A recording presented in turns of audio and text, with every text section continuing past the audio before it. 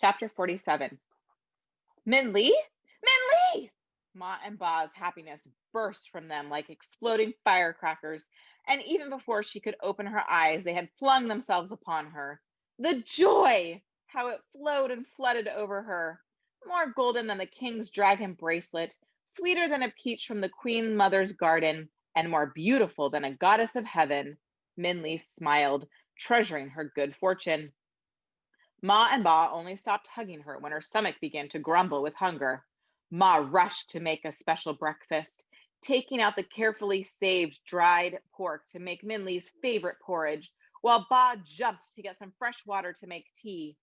But when Ba went into the main room, he made a choking noise that caused Minley and Ma to come running. "What is that?" he said, pointing.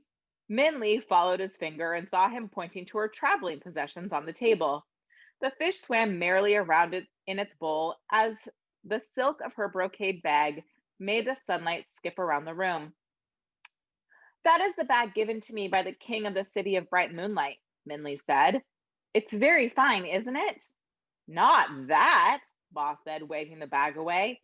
"That." And now Minley saw that he was pointing to Dragon's stone ball. "It's just a gift from a friend," Minley said, handing it to her father. Ba took it in his hands reverently, with a look of awe on his face. "That is not just any gift," Ba whispered, and he took his sleeve and gently rubbed the surface of the stone. To Minley's great surprise, the grayness of the stone began to smudge away, and a translucent, lustrous glow seemed to shine through. "This is a dragon's pearl." Minley and Ma stared. "A dragon's pearl?" Ma said slowly. She sat down and looked at Minley. "A dragon's pearl is worth the emperor's entire fortune."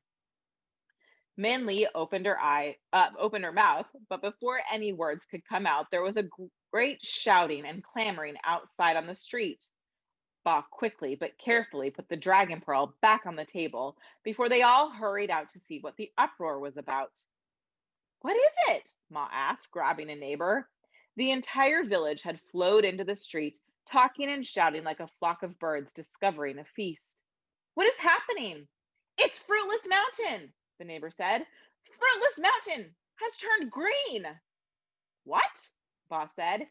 "It's true, it's true," another neighbor chimed in.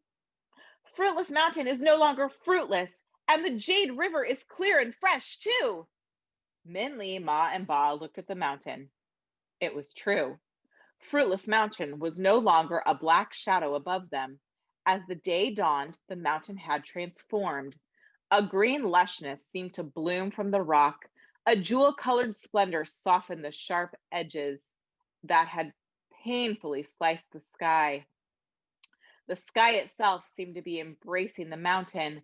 The wind softly caressed the newborn greenery with a nurturing breeze and skimmed the Jade River. The water was as clear as tears of joy. "How is this possible?" Ma asked. "Jade Dragon must be happy again," Ba said. "Perhaps she is reunited with one of her dragon children." "Dragon!" Minley thought, and her quick thinking mind seemed to spin. Dragon said he was making his home on Fruitless Mountain. Could he be one of Jade Dragon's children? But how? Dragon was born from a painting, from paintbrushes and inkstone. And like an echo, Minley remembered Ma talking about the artist who had come to Fruitless Mountain many years ago. He took the mountain rock to carve into inking stones. Perhaps Dragon was born from the inkstone made of Fruitless Mountain, the heart of Jade Dragon. Then perhaps he was one of Jade Dragon's children. And by bringing him to Fruitless Mountain, Minley had discovered how to make Fruitless Mountain green again. "Minley!"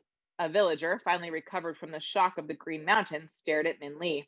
"You came back! Look, everyone, Minley has returned." As the neighbors clamored around, Ma sighed. But it was a sigh of joy, a sound of happiness that floated like a butterfly in the air.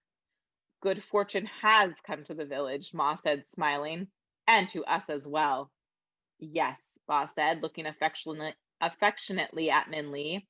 But the best fortune is the one that returned. Minli smiled back. And suddenly, as she thought about her journey to and from Neverending Mountain, Minli realized that while she had not asked the Old Man of the Moon any of her questions, they had all been answered.